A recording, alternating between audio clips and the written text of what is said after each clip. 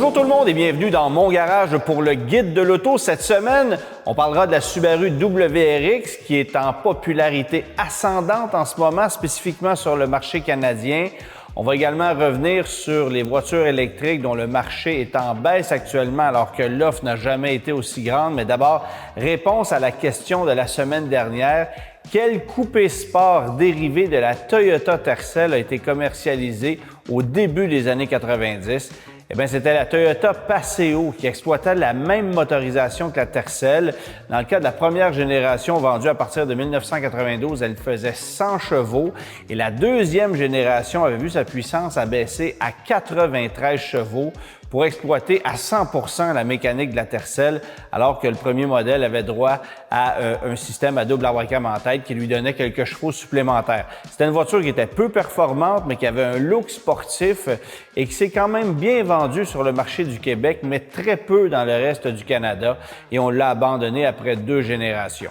Alors, Subaru WRX pour 2024, quelques changements, dont l'addition de cette version RS qui est plus performante, non pas sur le chapitre mécanique, puisqu'on a toujours droit au moteur de 271 chevaux, moteur turbo compressé évidemment, avec cette boîte manuelle à 6 rapports, rouage intégral, mais dans ce cas-ci, on ajoute une suspension qui est plus ferme, plus sportive, pas très confortable d'ailleurs, jante de 19 pouces sur des pneus Bridgestone Potenza, frein Brembo à l'avant comme à l'arrière, donc une voiture qui est dynamiquement plus performante que les autres versions et qui a un équipement de milieu de gamme. La version RS ne se veut pas la plus luxueuse. Pour ce faire, vous allez passer à la version Sportec ou à la version GT qui est uniquement offerte avec boîte qu'on appelle SPT. Donc, c'est une boîte CVT à saveur plus performante essentiellement.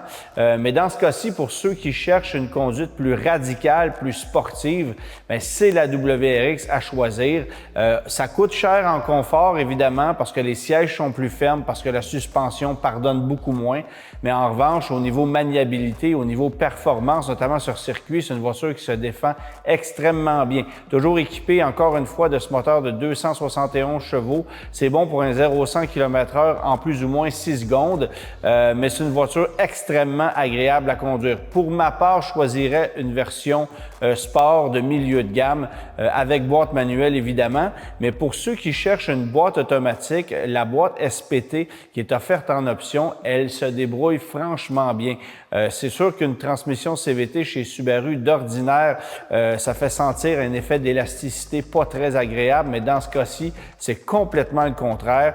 Et ça explique peut-être pourquoi il y a davantage d'acheteurs qui se sont tournés vers la WRX, parce que cette fois, on a droit à une boîte automatique efficace, une boîte automatique que certaines voitures en compétition, comme la Honda Civic SI par exemple, ne proposent pas.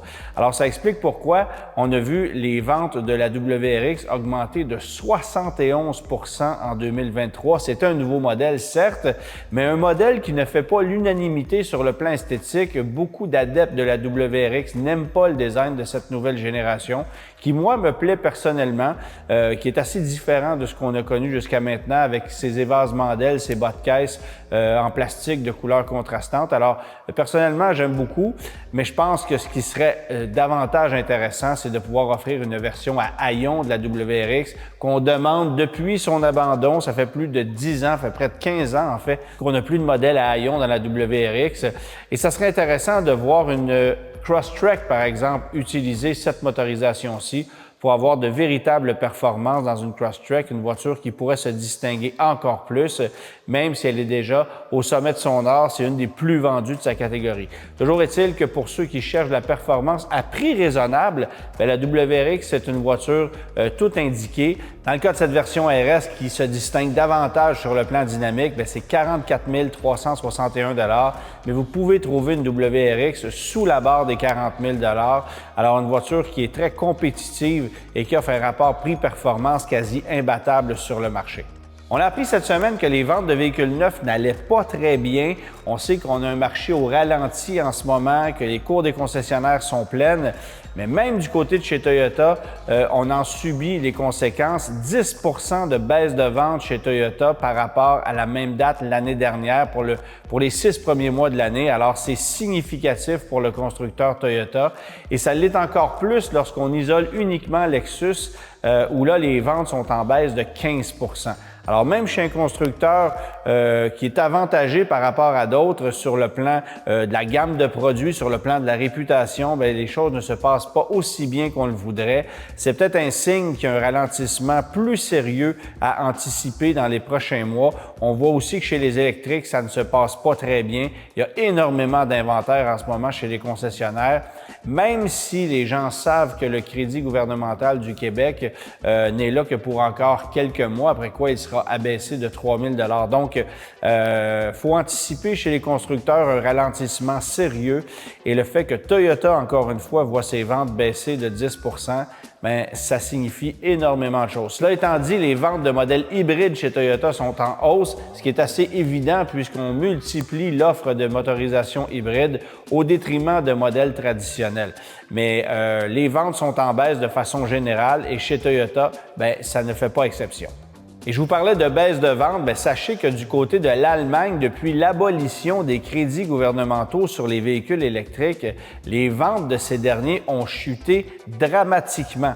36,8 % de baisse de vente de véhicules électrifiés par rapport à l'année dernière pour une période donnée. Alors, ça vous indique à quel point les crédits sont indispensables pour le succès des véhicules électriques, qu'importe le marché.